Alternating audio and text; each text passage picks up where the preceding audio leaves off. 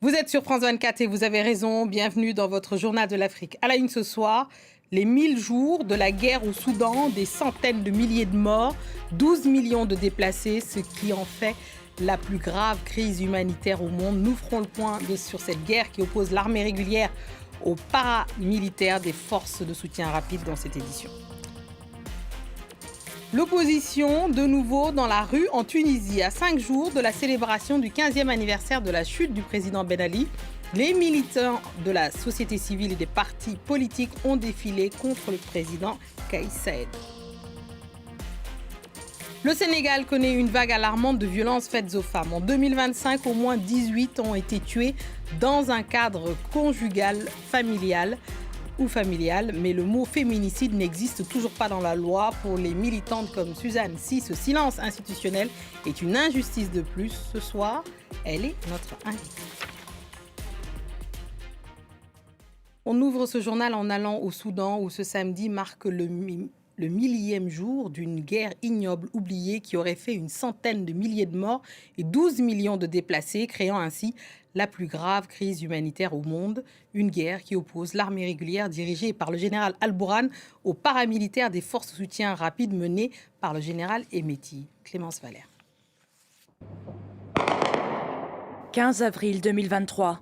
Après des semaines de tension, les paramilitaires des forces de soutien rapide lancent une offensive sur Khartoum, la capitale soudanaise. La rébellion, menée par le général Mohamed Hemeti Dagolo, jusqu'ici numéro 2 du pouvoir, entend renverser le général Abdel Fattah al-Burhan à la tête du pays. C'est le début d'une longue et sanglante guerre civile. L'armée soudanaise ne parvient pas à défaire les forces de soutien rapide, qui auraient été soutenues par des livraisons d'armes provenant de plusieurs pays étrangers, dont les Émirats arabes unis. Le groupe paramilitaire remporte plusieurs victoires et parvient à s'emparer de plusieurs régions stratégiques.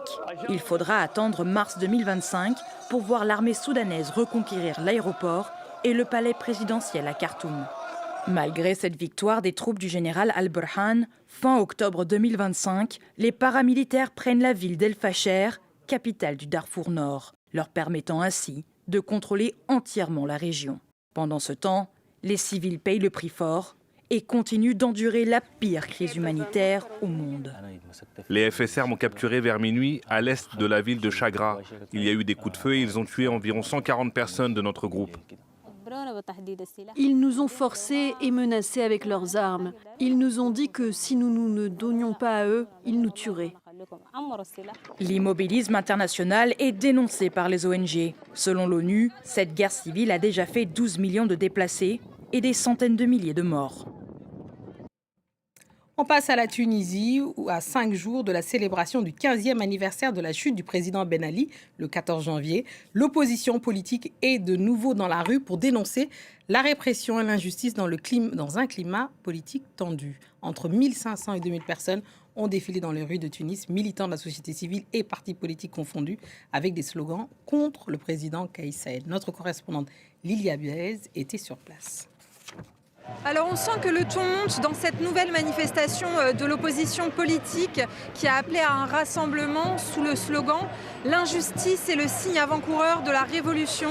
Ils ont d'ailleurs repris des photos emblématiques de la révolution tunisienne en les détournant avec l'image du président Kais Saied pour dénoncer la dérive autoritaire, selon leurs mots, que prend le pays.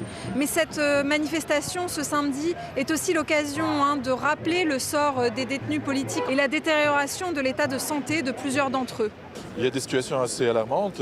Monsieur Arièche Hamem, il est entre la vie et la mort. Il est dans, je crois, son 40e jour de grève de la faim.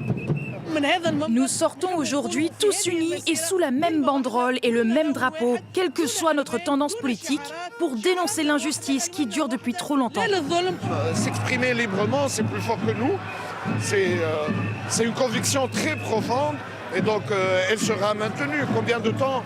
Est-ce que le régime a tellement le choix, à part nous foutre tous en prison ? Il y a déjà des dizaines de prisonniers politiques d'opinion, des journalistes, des responsables politiques, des juges, des magistrats, des avocats, des militants historiques des droits humains qui sont en prison. Alors le mois de janvier en Tunisie est historiquement assez chaud sur le plan économique et social. On attend une grosse mobilisation le 21 janvier, jour de la mobilisation pour la grève générale décrétée par la centrale syndicale l'UGTT qui dénonce la rupture du dialogue social avec le gouvernement.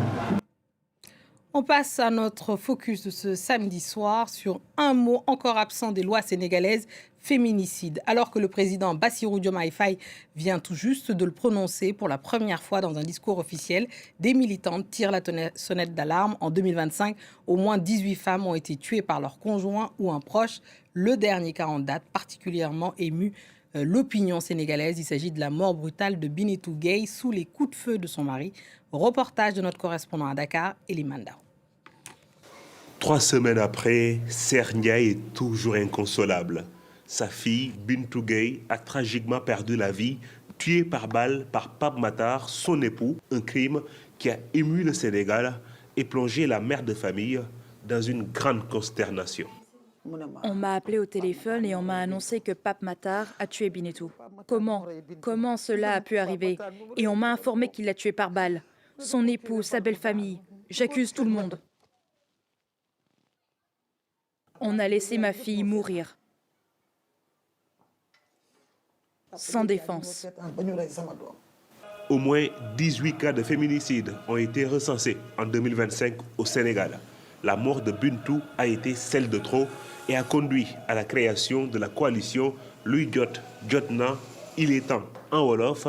Elle est composée de plusieurs organisations féministes et de la société civile sénégalaise. La coalition réclame la reconnaissance du féminicide comme un crime à part entière. C'est un crime de propriété.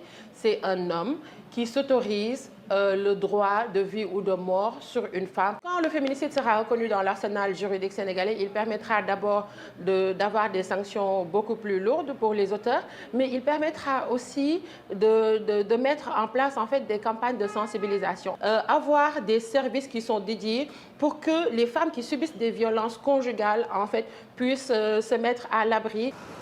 Dans son adresse à la nation le 31 décembre, le président sénégalais Bassirou Diomaye Faye a affirmé, je cite, qu'aucune violence n'est tolérable dans la République, en particulier celle faite aux femmes, les féminicides et toute atteinte commise contre les plus vulnérables. Le président sénégalais assure garantir la protection des plus vulnérables et des sanctions, je cite, implacables contre les auteurs. Et pour aller plus loin dans ce focus consacré au féminicide au Sénégal, les organisations de défense des droits des femmes sont montées au créneau et réclament des sanctions exemplaires contre les hommes qui tuent les femmes. Et on reçoit ce soir Suzanne Sy, militante féministe, coordonne la campagne Luy Jot Jotna qui demande l'inscription du mot féminicide dans le code pénal. Merci Suzanne Sy d'être avec nous. Merci beaucoup d'être dans le Journal de l'Afrique. Vous parlez d'une année noire pour les féminicides au Sénégal. Comment documentez-vous ces cas et que révèlent-ils de violences structurelles ? Bonsoir Fatimata, bonsoir à toutes les personnes qui nous regardent. Alors, il faut savoir que les 18 féminicides dont on parle dans notre tribune et dans les médias, c'est les 18 cas qui ont été médiatisés. Nous, on a recensé vraiment ce qui a été médiatisé, mais on suppose et on en parle qu'il y en a beaucoup plus. Et ça révèle vraiment les violences structurelles que les femmes vivent au Sénégal, qui sont permises par plusieurs cadres institutionnels, sociaux. Et ça a été même révélé par l'ANSD dans une étude en 2024 qui montrait qu'au Sénégal, une femme sur 3 vivait des violences physiques, psychologiques, économiques au Sénégal. Et alors, 50% des femmes ont subi des violences selon ces études. En quoi ce chiffre éclaire-t-il finalement de la banalisation des crimes ? Alors, ce chiffre montre tout simplement que la société, que les institutions, que les médias, justement, banalisent et encouragent ces crimes-là. Quand on regarde le code de la famille sénégalais, nous, on demande sa réforme, justement, qui permet à l'homme de faire un enfant à une femme et de ne pas reconnaître la paternité, qui ne permet pas à une femme de quitter un domicile conjugal, même quand elle est victime de violence, parce qu'il y a l'abandon de domicile, une femme n'a pas le droit de partir d'elle-même, sauf autorisation du juge. Quand on voit que ce même code de la famille empêche aux enfants d'une femme de toucher sa pension de retraite, on comprend que dans ce pays-là, les institutions protègent, limite j'ai envie de dire, les auteurs de ces violences-là et ne poussent pas les femmes à la dénonciation et ne leur montrent pas qu'on les protège assez. Et nous, c'est vraiment pour ça qu'on a lancé la campagne Lui Jodna pour demander une réforme de ce code de la famille-là qui peut pousser à tendre vers ces violences. Et alors, qu'est-ce que l'inscription du mot féminicide dans le code pénal peut-il changer? Qu'est-ce qu'il peut changer? Alors, ce qui peut changer, c'est que déjà, la loi sert à sanctionner, mais également à dissuader. Déjà, quand on aura, dans le code de la famille, dans le code pénal, autant pour moi, sénégalais, il y a ce qu'on appelle le parricide et l'infanticide. Déjà, ça permet d'avoir des peines plus lourdes, d'éviter les requalifications des faits et d'introduire automatiquement des situations aggravantes. Déjà, ça va permettre de dissuader, puisque ça s'est fait en Italie en novembre 25. Le féminicide a été introduit dans leur code pénal et les peines peuvent aller de la réclusion à perpétuité. Donc déjà, ça va, comme je l'ai dit, permettre de dissuader, de sanctionner et aussi de permettre d'allouer un budget qui permettrait de protéger des femmes qui vivent des violences pour éviter justement d'en arriver à ces féminicides. Quand on nomme quelque chose, ça permet de mieux le combattre. De mieux le combattre. Alors, il y a un autre exemple, le viol est désormais un crime au Sénégal, mais vous dites que la loi est insuffisante. Qu'est-ce qu'il manque? Oui, alors il y a la loi et il manque l'encadrement qui va avec, parce qu'il faut savoir que le viol a été criminalisé en 2019, mais malheureusement, beaucoup de juges qui sont des hommes dans le système patriarcal requalifient les faits. Donc, il y a finalement... Bon, après, je ne vais pas m'avancer dans les chiffres officiels, mais on se rend compte qu'il y a beaucoup de faits qui sont requalifiés et il y a moins d'auteurs de viol qui sont condamnés pour viol. C'est pour ça que nous, on dit, OK, on veut la reconnaissance du féminicide, mais on veut un accompagnement et un encadrement de la loi quand il sera mis en place. Et le viol, par exemple, conjugal, n'est toujours pas reconnu comme cause de divorce, par exemple. Non, et il n'est tout simplement pas reconnu. Quand on va aller à la police et dire que mon mari m'a violée, je pense que on va se faire rire au nez. Oui, absolument. Et qu'attendez-vous du président Diomaye Faye? Est-ce que c'est une victoire pour vous qu'il ait cité dans un discours officiel le mot féminicide, qui n'était pas le cas jusqu'à présent? Alors, on prend acte du fait qu'il a cité le féminicide. On prend acte de ça. Mais nous, on dit que c'est insuffisant. Et on s'attend à ce qu'il tienne juste ses promesses parce qu'il l'a fait lors du discours du 31 décembre. Il a parlé des féminicides. Il a pris des engagements forts parce qu'il a dit que des mesures seront prises justement pour... sanctionner lourdement les auteurs de ces féminicides, mais aussi qu'il tienne ses promesses électoraux qu'il a pris en 2024 dans le programme Diomaye Président, que le PASTEF a pris, que le Premier ministre aussi a pris. Et c'est important que je le rappelle, que le PASTEF n'a pas pris ses engagements qu'en 2024. En 2019 également, dans leur programme, il y avait aussi la réforme du Code de la famille. Donc nous, on considère que s'ils le disent en 2019 et en 2024, c'est quelque chose d'important pour eux. Donc on attend qu'ils tiennent ces promesses-là. Et le 1er mars 2024, il y avait déjà le Premier ministre de l'époque qui avait demandé au ministre de la Femme, en collaboration avec le ministre de la Justice, d'instituer justement ces réformes. Donc les travaux sont là, ils sont sur leur table. Nous, on leur demande juste de les étudier et de faire le nécessaire. Ouais, et peut-être de mettre le budget afférent. Oui, bien sûr. Bien sûr. Avec. Ok, merci beaucoup, Sizane Sy. Merci d'être venue répondre à ce journal de l'Afrique sur cette question. Et vous retrouverez évidemment toutes les informations, j'imagine, sur les plateformes. Oui. Merci infiniment. Merci à vous, Fatimata. Merci. Et on termine avec la Coupe d'Afrique des Nations, la victoire des Super Eagles face au Fennec 2-0. Les Nigérians se qualifient pour la demi-finale face aux Marocains. Retour sur ce match avec notre envoyé spécial, Cédric Ferrer. La fête est finie pour l'Algérie dans cette Coupe d'Afrique des Nations. Les supporters algériens quittent le grand stade de Marrakech dans le calme. Forcément très déçus après la prestation des Fennecs face au Nigeria.